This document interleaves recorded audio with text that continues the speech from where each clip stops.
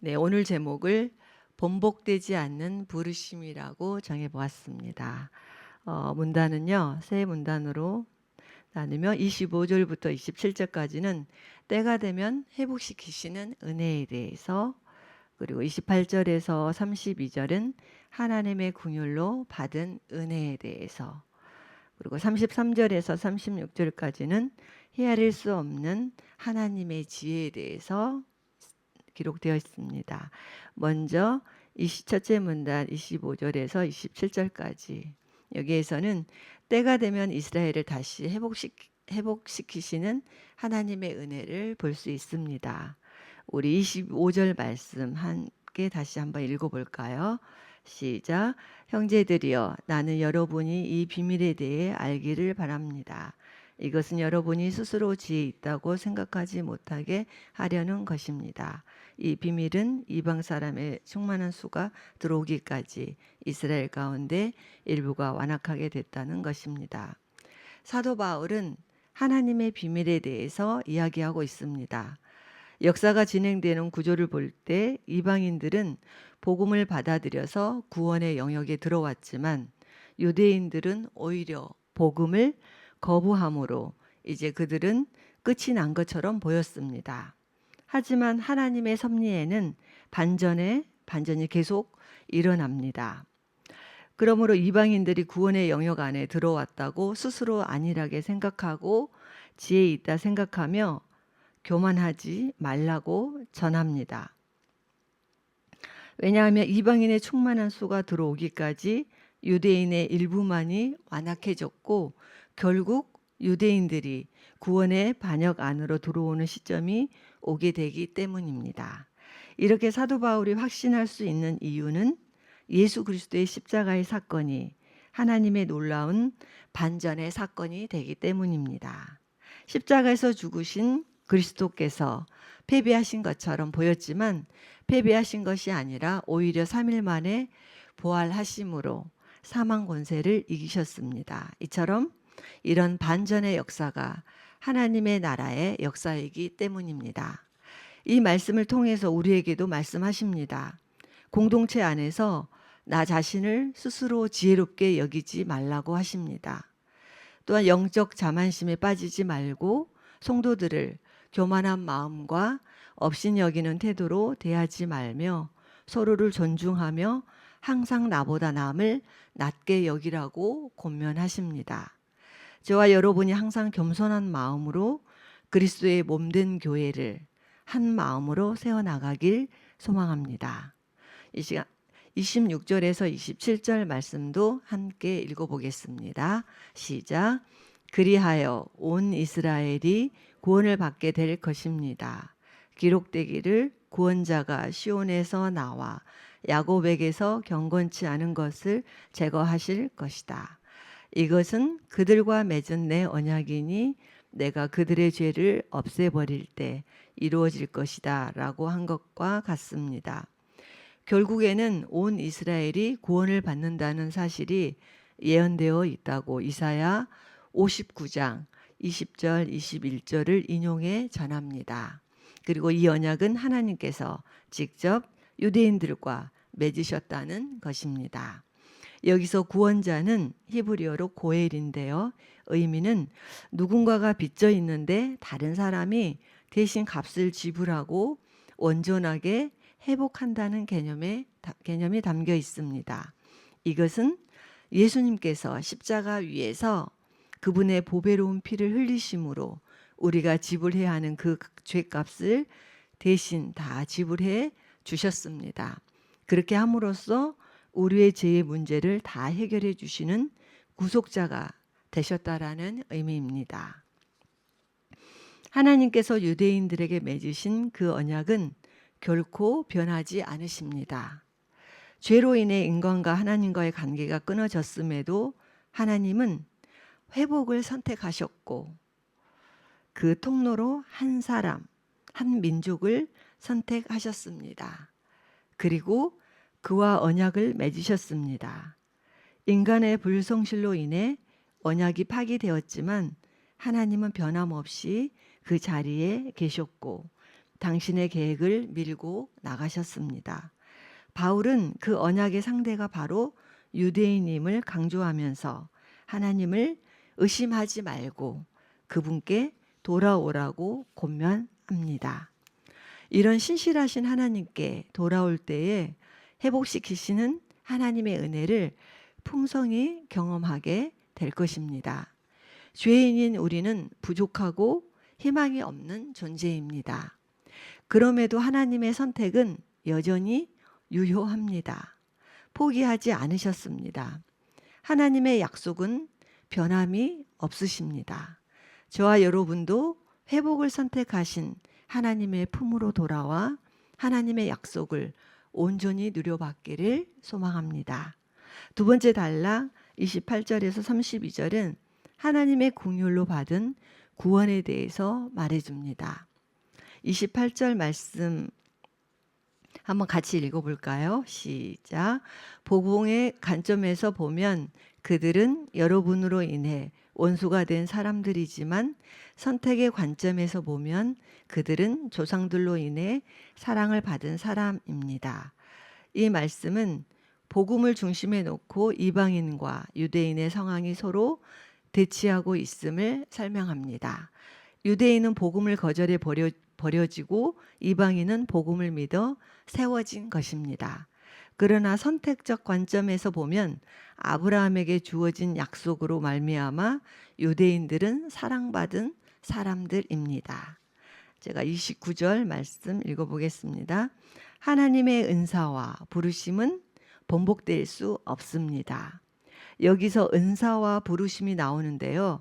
은사는 영의 분별이나 방언 등과 같은 영적 능력이 아니라 본 구절에서는 선민으로서의 특권들을 가리킵니다. 그리고 부르심은 하나님이 권위로 부르시는 초청이라는 뜻으로 쓰이고 있습니다. 즉 은사와 부르심은 동일하게 그들이 하나님의 백성이라는 일종의 선언인 셈입니다. 문맥상으로 보면 이스라엘에게 주신 은사와 부르심, 즉 그들을 향한 부르심은 취소되지 않았다는 것입니다. 그들이 잠시 버려진 것 같아도 반드시 돌아올 것이라는 것입니다.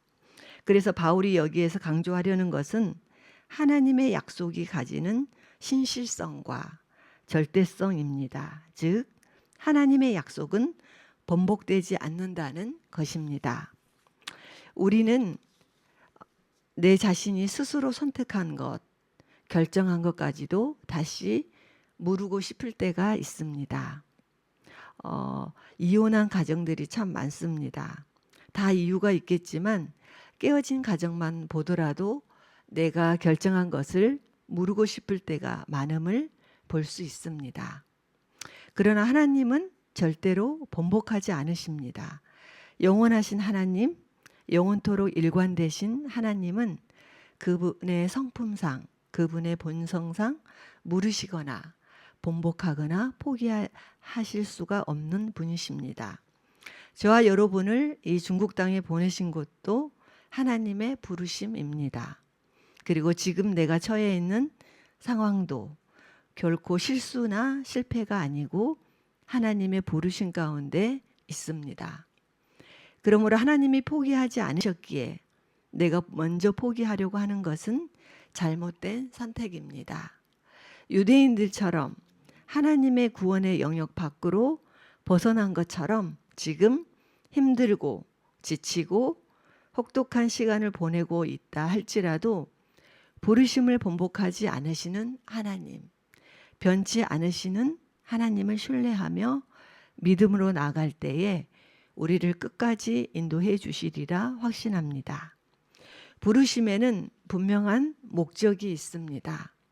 우리를 이곳 중국 땅으로 부르시는 목적, 또한 우리 가정의 나를 부모로 부르시는 목적, 또한 현재 처한 상황이나 직장이나 사업이나 공동체 속으로 우리를 부르시는 목적이 분명히 있습니다.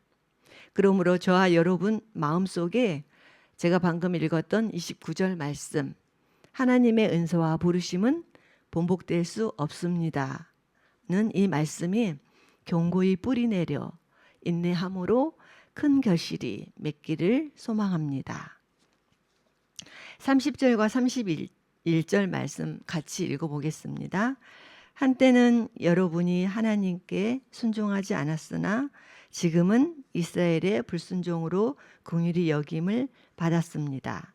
이와 같이 이스라엘이 지금 순종하지 않는 것은 여러분에게 베푸신 긍휼로 이제 그들도 긍휼히 여기심을 받게 하려는 것입니다. 이 말씀은 불순종한 이방인들이 이스라엘의 불순종으로 긍휼의 기회를 얻었습니다. 마찬가지로 이제 이방인이 받은 긍휼을 이스라엘에게도 받게 할 것이다라는 것입니다. 이방인도 전에는 순종하지 않던 백성이었는데 그러나 이스라엘의 불순종 때문에 이들은 오히려 긍휼을 입게 되었습니다. 바울은 이와 같은 긍휼의 법칙이 이스라엘의 불순종에도 적용된다고 말합니다. 이방인이 불순종 가운데 긍휼을 얻은 것처럼 이스라엘도 하나님으로부터 긍휼을 얻을 것입니다. 제가 32절 말씀 읽어보겠습니다. 하나님께서 모든 사람을 불순종 가운데 가두신 것은 모든 사람에게 긍휼을 베푸시기 위함입니다. 여기서 모든 사람은 유대인과 이방인 모두가 포함됩니다. 어느 한쪽도 스스로 의롭거나 선하지 못하며 어느 한쪽도 은혜가 아니고서는 구원에 이룰 수 없기 때문입니다. 여기 불순종 가운데 가두신다라는 그 표현이 있는데요. 그 의미는 하나님께서 인간을 강제적으로 불순종하게 만든다는 의미가 아니라 인간이 필연적으로 불순종 가운데 있을 수밖에 없는 현실을 강조적으로 드러낸 의미입니다. 표현입니다. 마지막으로 33절에서 36절 말씀은 헤아릴 수 없는 하나님의 지혜에서 나옵니다.